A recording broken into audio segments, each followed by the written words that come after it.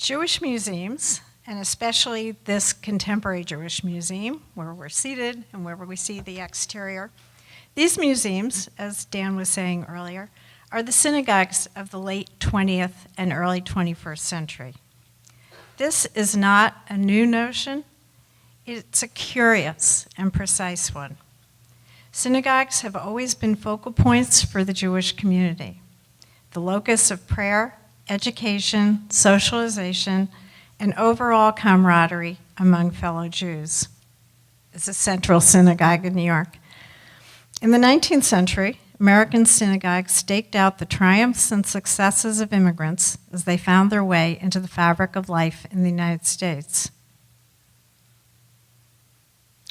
21st century Jewish museums emerged from that legacy, although their founders and supporters are now mostly native-born.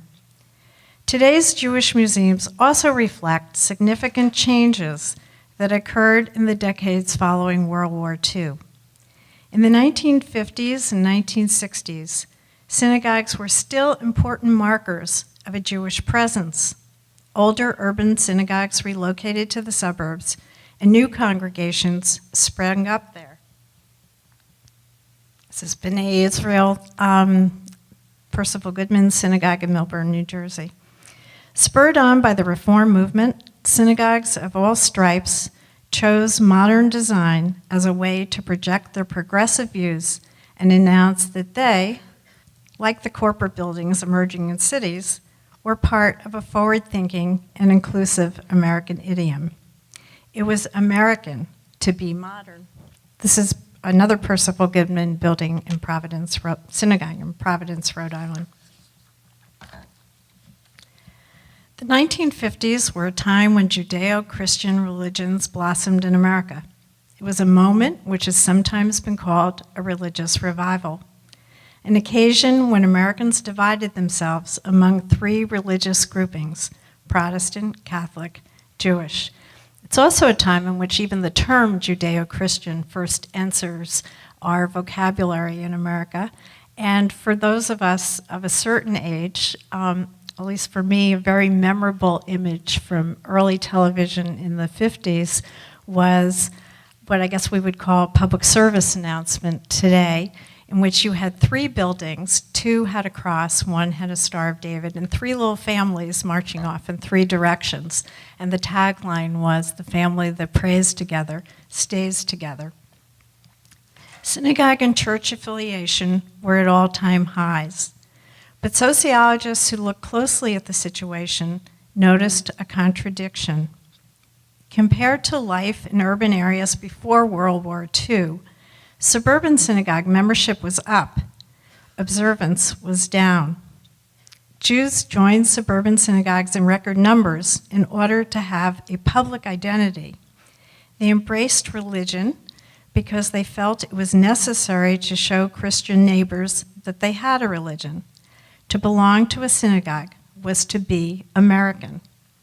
And this is the interior of the Goodman Synagogue in Providence, Rhode Island.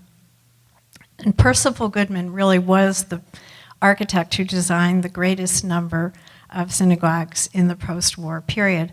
And what you're seeing here is his Shari Sadek in or outside of Detroit, and on the left is the view towards the Ark, and on the right, the view from the Ark towards the back. Goodman dwelled on the possibility of merging the sanctuary space with the social hall to accommodate high holiday services.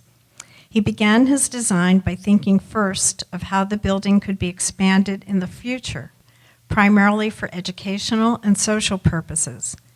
His expandable interiors were often dark and spatially vast. Goodman told one prospective client that he planned a synagogue according to how it could be expanded and how it could be used as a community space. Only secondarily did he consider how it could be used for worship. He noted, quote, that synagogue design had nothing to do with religion, unquote. And one thing that looking geographically at where these synagogues are placed, it soon becomes very clear that There are a whole bunch of them in the East, which makes sense because that's where Goodman was working.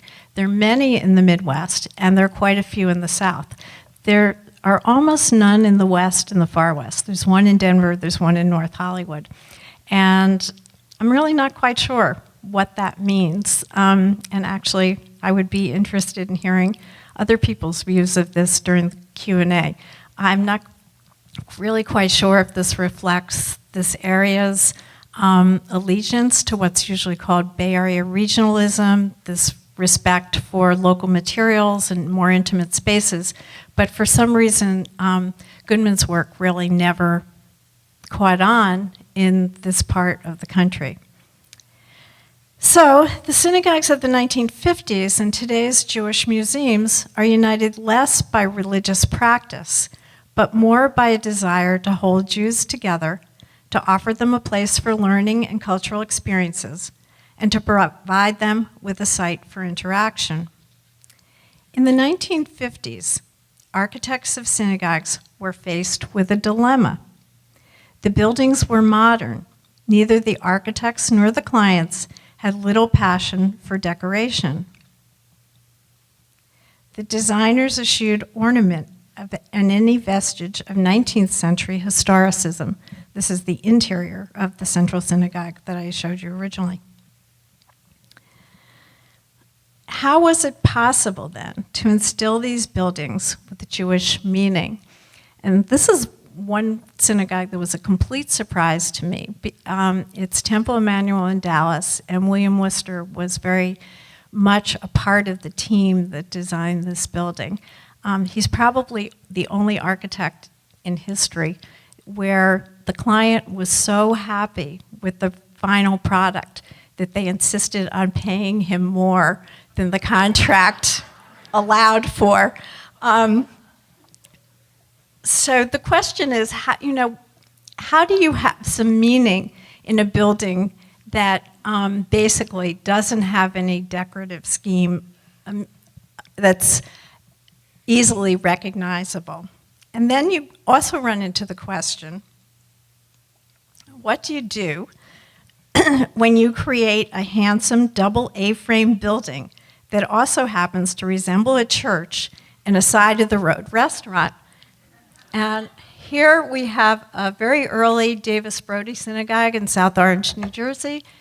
We have a Catholic church in Connecticut by an architect called Joseph Salerno, and a side-of-the-road restaurant in western Pennsylvania.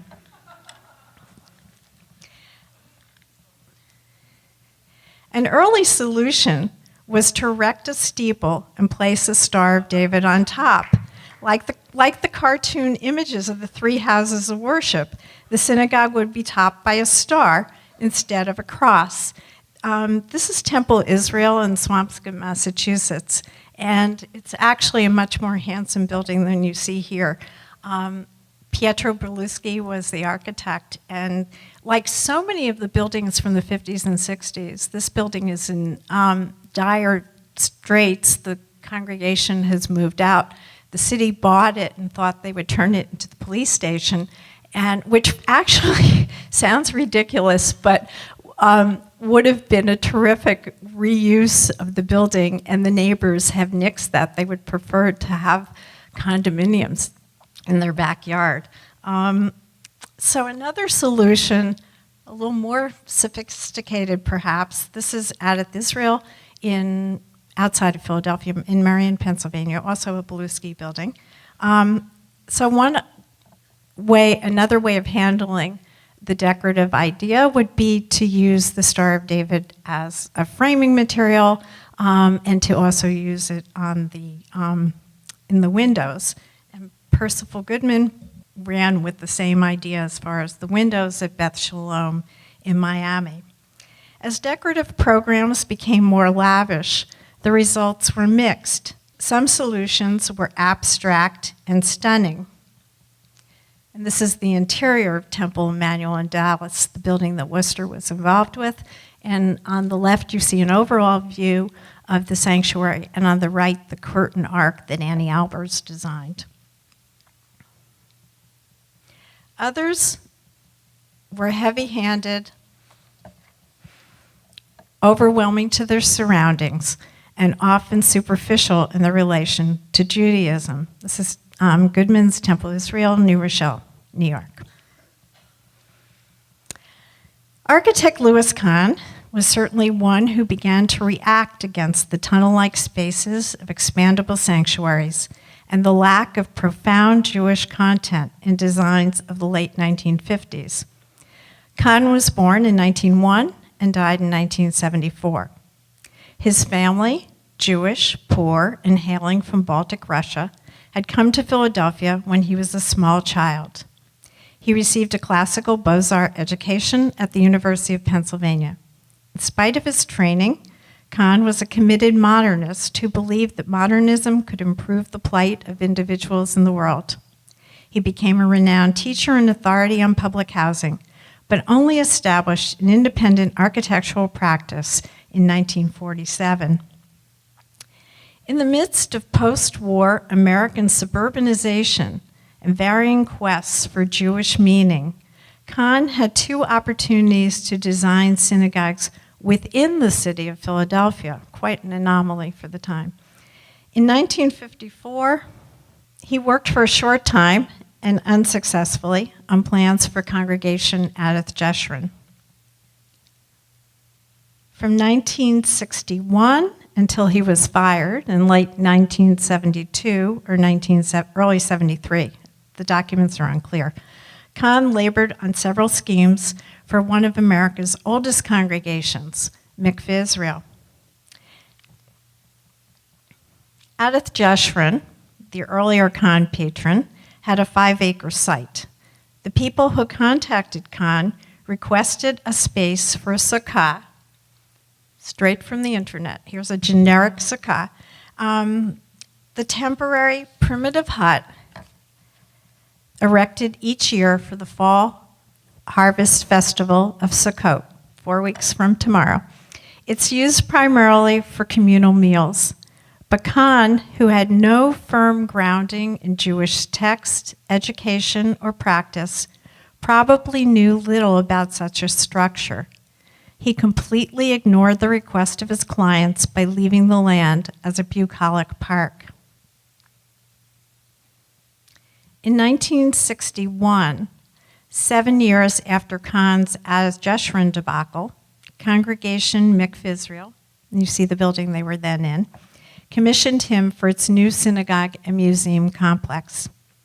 Mikveh Israel, a proud Orthodox Sephardic congregation, had a shrinking membership.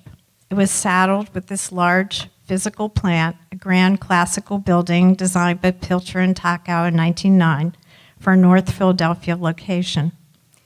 Taking its cue from the Philadelphia Board of Rabbis, which was concerned that Independence Mall and nearby Society Hill, which you see here, were being redeveloped without any Jewish presence, Mikveh Israel elected to leave North Philadelphia and return to the most historic area of the city. Choosing a deep, narrow site with its western edge along Independence Mall, Mikveh Israel was set to participate in the revitalization of the historic district where it had been founded in 1740. So here's one of Kahn's schemes. This is an urban renewal project which became Independence Mall, and up at the top, Independence Hall. Early in the design phase, one Mikveh Israel spokesperson asked for a space to be set aside for a sukkah. This time, Kahn not only complied, but also seized the opportunity by providing a permanent, freestanding sukkah in all but one of his 6 schemes. And in the one scheme where he didn't include the exterior sukkah, he actually had an interior room with a retractable roof to serve the same purpose. Someone at Mikveh Israel may have been able to impress Kahn with the simplicity of this structure that commemorates the booths used by Jews during the biblical exodus from Egypt. Someone could have expanded on Jewish themes of human fragility and divine protection, the traditional meanings ascribed to a sukkah. A sukkah, usually but not necessarily a rectangle, needs walls. Covering at least two sides and one half of a third, walls can be as simple as cloth hung between vertical posts. The roof marks completion of the sukkah. It has to be composed of natural materials that have been severed from the ground. Corn stalks or leaves spread over slats, for example, are acceptable and typical. The roofing has to be arranged to provide protection from the sun while also allowing participants to look up at night and see the stars. The roof is unkosher if it's so thick that rain cannot seep through it. When Kahn presented his first scale model to the Mikveh Israel Building Committee, he included a permanent sukkah.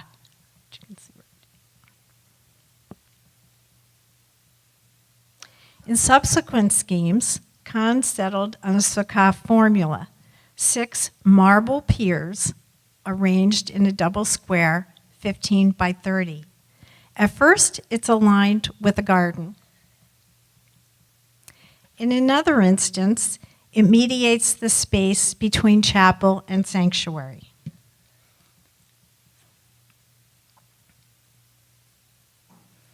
The sukkah occupies Kahn's mind even when his thinking is most abstract.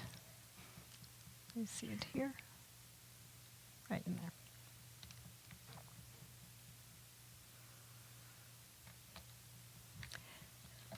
I hope that you can see on this model that the sukkah is right in here. While Kahn's freestanding versions of the sukkah were an oxymoron, permanent underpinnings for a temporary structure, he may have been attracted to the sukkah because it has a paradoxical gravity. Unlike the notion of a synagogue, which exists anywhere the 10 people come together to form a quorum, a minyan, the sukkah is something that has to be tangible. It's not an abstraction or a concept. It's an actual building. Kahn may have come to recognize that the humble sukkah is the one architectural entity that Judaism in general, and this congregation in particular, could heartily celebrate. It conveys specific Jewish meaning. In the 7 years that separated the two requests for sukkah, Kahn had perfected his own philosophy of building.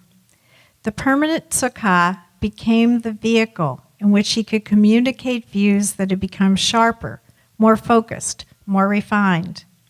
In the early 1950s, Kahn had expressed respect for the individuality of the room, a simple spanned space in which nothing was concealed.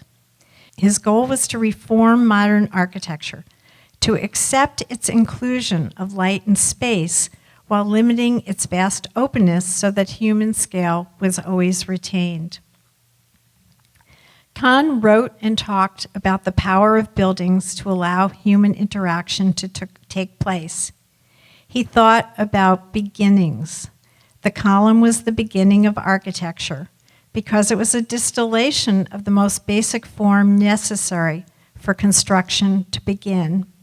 He talked about Pestum above and the Parthenon below, preferring Pestum because it had the ability to develop. It was not nearly as refined. And light and the joint was the beginning of ornament. The definition of a joint could be spatial voids, and here I show you two different versions. Ann Ting, who worked with Kahn, has said that he referred to the space between the wall and the roof as a light joint. Just so you can see, this is glazed, and in the earlier example, it's left completely open.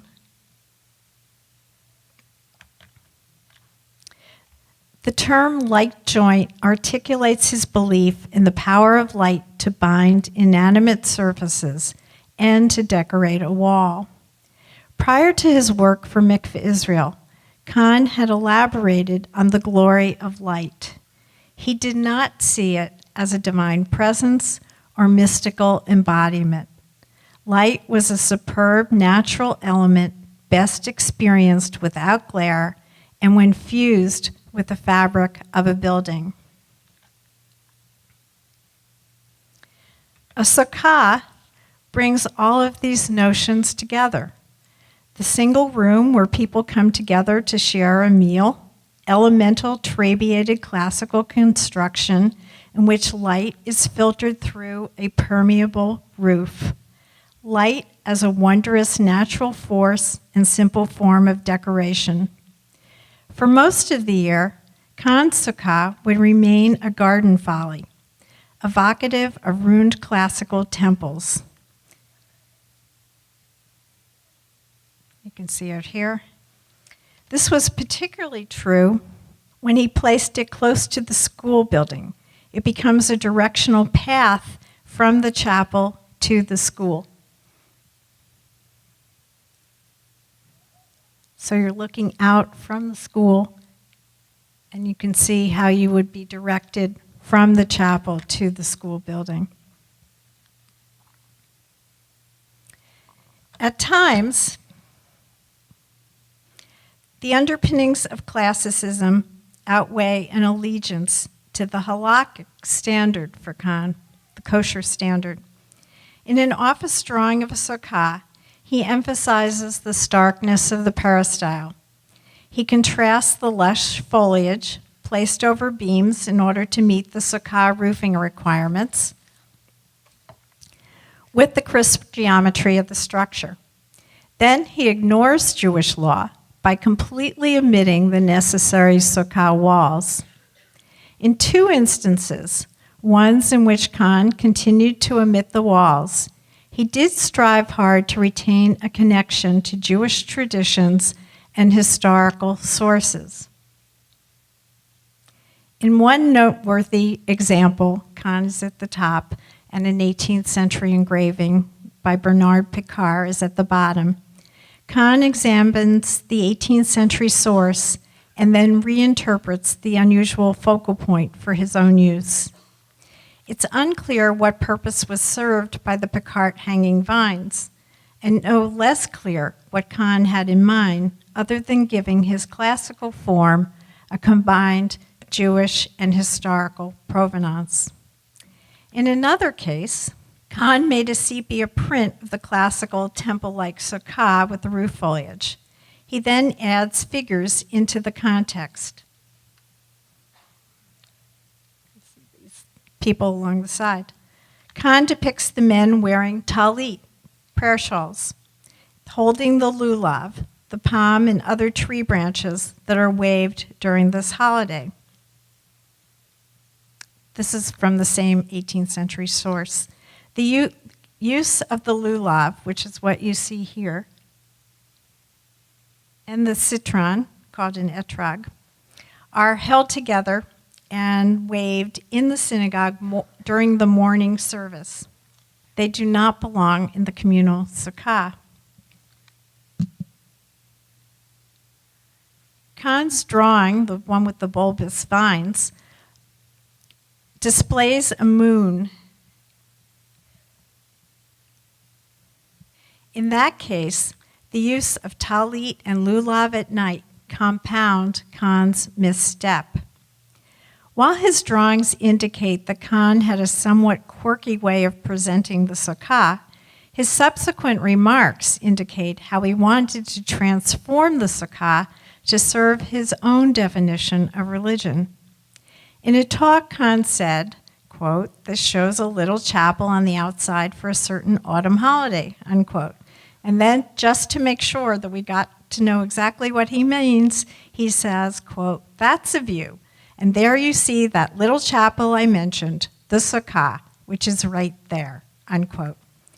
Kahn referred to the sukkah as a chapel, purpose for which it was definitely not intended. In this way, Kahn confirmed what had been implied in the drawings, that he viewed this structure as a site for distilled sacred activity. Kahn had already arrived at his own skeptical specifications for religious structures. He talked about a student who had done well in a criticism. The student could then go by a chapel and wink at it, a gesture that seems to say that the young person does not need the help of religious belief to get what he wants. Kahn also talked about the chapel the student bypasses. It would have ambulatories, arcades, and a garden, each positioned successively, so a person did not have to enter a religious building or get too close to participation. Kahn had a deep distrust for specific rites, although he did revere the notion of religion if it were universal, equated with art, lacking attachment to a particular creed. Kahn's sukkah embodied religion on his own terms. By re-envisioning the sukkah as a chapel, Kahn had justified the permanence of his structure and had succeeded in blending the universality and finite space of classicism, the glory of natural light integrated with structure, the simplicity of a gathering place for eating. He added the specificity of Judaism by alluding to aspects that do not demand strict observance or participation in precise prayers, simple garments to wear, tree branches, and a piece of fruit to wave. This was a religious building one did not have to avoid or wink at because it was open on all sides. It could be appreciated at a distance or entered and exited from any point. By creating a sukkah that fulfilled his architectural and religious needs, Kahn also produced a sukkah that could become his own ideal synagogue. So, how do we relate Kahn's views of community and his struggle to be both Jewish and modern with the work of Daniel Libeskind?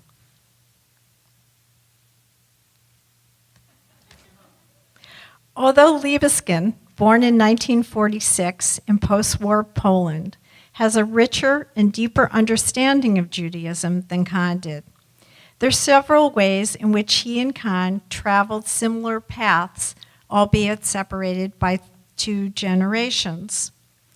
Both were immigrants, rising from humble beginnings and taking advantage of local educational opportunities.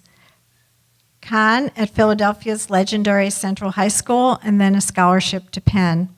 Libeskind at New York's esteemed Bronx High School of Science, followed by Cooper Union. Both were accomplished musicians, often outside the mainstream. Kahn played piano in local movie theaters. Libeskind played classical music on the accordion.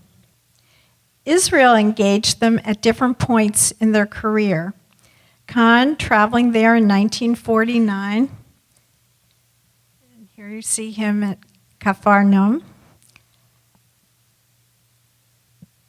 Was a moment in which he confronted Roman ruins for the first time in 20 years. Libeskind went there as a teenager to Israel, a way stop on the family's destination to the United States. Both men were significant teachers, critics before they were recognized practitioners. Kahn taught at Yale before he had a first independent commission, a large suburban Jewish community center. The so-called Trenton Bathhouse of 1955, which is actually the changing rooms for the Jewish Community Center for the outdoor pool, was the only part completed from that project. He was 54 years old. Libeskind, who was a well-regarded teacher at the Cranbrook Academy and the first recipient of the Louis Kahn visiting professorship at Yale, achieved his first significant built work in the 1990s. His Jewish Museum in Berlin was completed in 1999 when he was 53 years old. Kahn labored on Mikveh Israel for 12 years with only wonderful drawings to show for it. Libeskind was luckier. His decade-long experience with the Contemporary Jewish Museum has obviously ended in a structure that we can all use and enjoy. In addition, each of these men exhibited a healthy respect for history. After the Six-Day War in 1967, Kahn was commissioned to design the Horvath Synagogue in the Old City of Jerusalem. The government and a private client wanted to show that Jews had returned to a site where the 19th century synagogue had been destroyed in 1948. Kahn's plan incorporated the existing ruins as the entrance for his design. So you can see here where the ruins are. This is then the synagogue. And he had a very elaborate urban planning scheme leading and connecting to the Western Wall. Similarly, Libeskind's winning plan for the World Trade Center competition retained the slurry wall. This structural material ruin revealed by the September 11th destruction was an indispensable part of his scheme. Most importantly, both Kahn and Libeskind centered their practice on how people experience their buildings and how buildings enrich human activity. In this way, each has sought to reform the architecture around him. Kahn sought to reinvigorate modernism, to rescue it from being a vapid style of just glass and steel. Libeskind has tried to pull postmodernism away from the empty historical decoration in which it is often indulged. Kahn died before Libeskind emerged as an influential architect, but Libeskind has written eloquently about Kahn, especially the Kimball Art Museum in Fort Worth. Kahn's work is restrained, whereas Libeskind's is exuberant, a celebration on the exterior of human activity on the interior. Libeskind has worked diligently and continually to incorporate Jewish meaning within the structure of his buildings. The most obvious connection to Kahn and Mikveh Israel is found in Libeskind's 2007 addition to his own Jewish museum in Berlin. He expanded the museum by enclosing an empty courtyard, part of the original 18th century structure that had housed the former Berlin Museum. Libeskind inserted a glass wall and a glass ceiling. The transparent materials appear to be upheld by bundles of steel pillars that appear to grow out of the ground and seem to be frozen into primeval forest and canopy. It's highly appropriate that Libeskind calls his addition the sukkah. Taken literally, this sukkah is no more religiously correct than Kahn's, although Libeskind's does at least have walls. It is meant instead as a metaphor for Jewish life, particularly the fragility of Jewish existence during World War II. Whereas the interior of Libeskind's Jewish Museum is meant to confuse or cause discomfort to visitors, the sukkah is much less threatening. Its Jewish meaning, however, is just as poignant. And this is looking down on the roof of this building.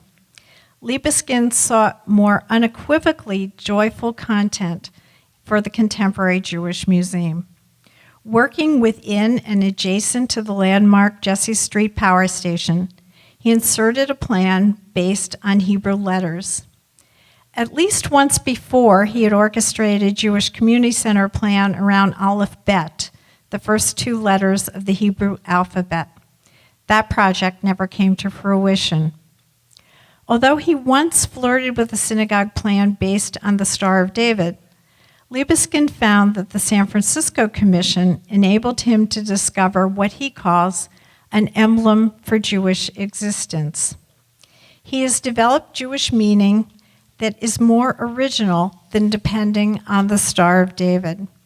The star has been overworked in the post-war period, and people have come to realize that it lacks a long history and a strong authority. It was used decoratively by both Christians and Jews until the mid-19th century. Libeskind chose the word high as the organizing principle and symbol for his San Francisco plan. The meaning of high is life and is the root of l'chaim, the expression or toast to life.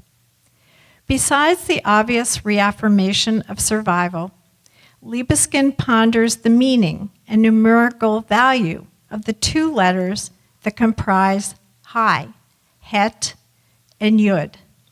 Since each letter has a numerical equivalent, the values of het and yud comprise 18, Judaism's quintessential lucky number because of its identification with human existence.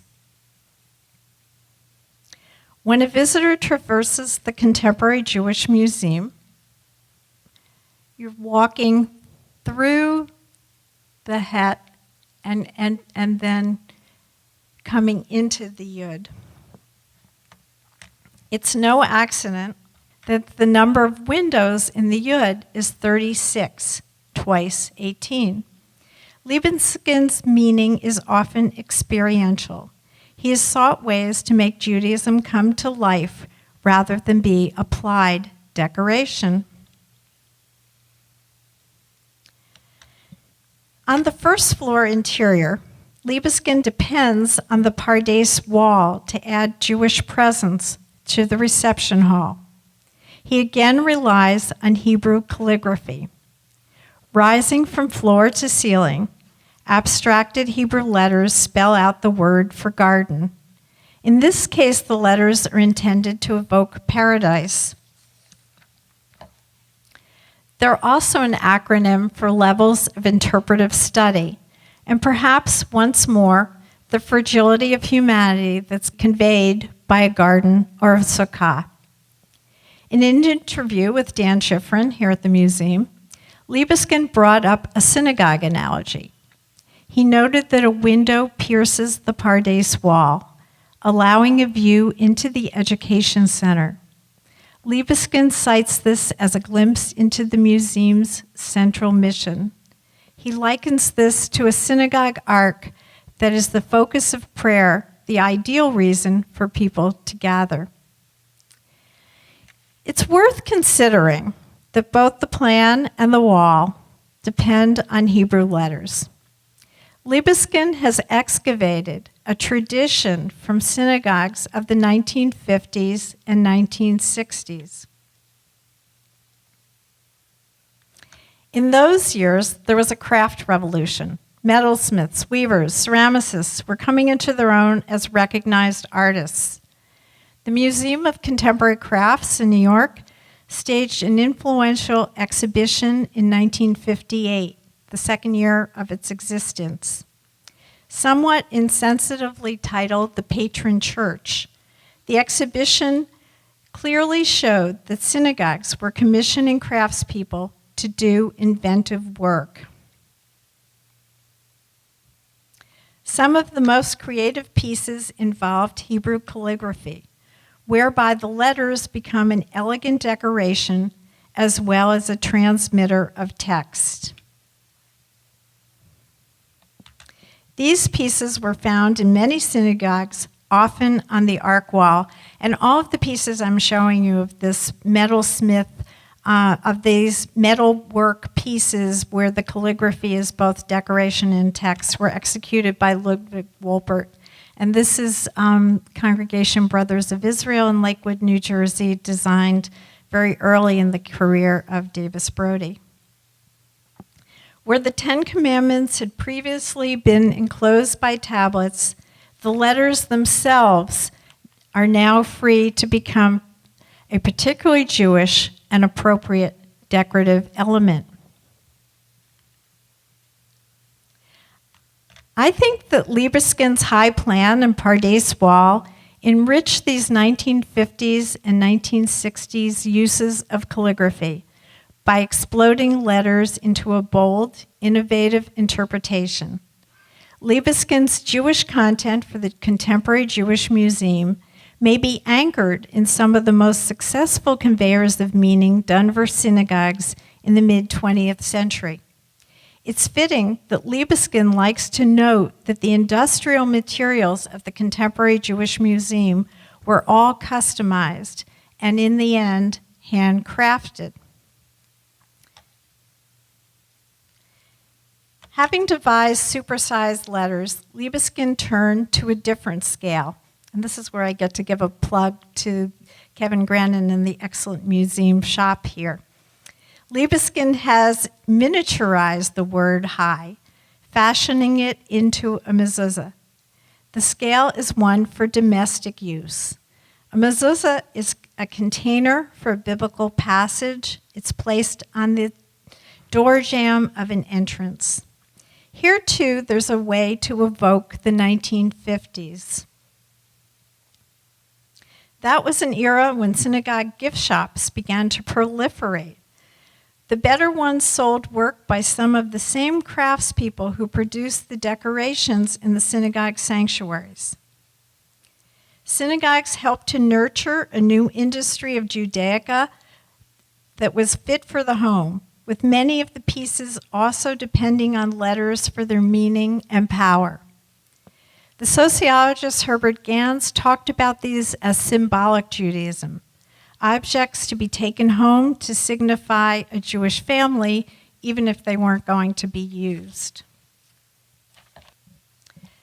By investing the Contemporary Jewish Museum with meaning on two scales, the public and the private, and by evoking a craft tradition, Libeskind may be giving us further proof that Jewish museums are indeed the synagogues of the 21st century. Thank you.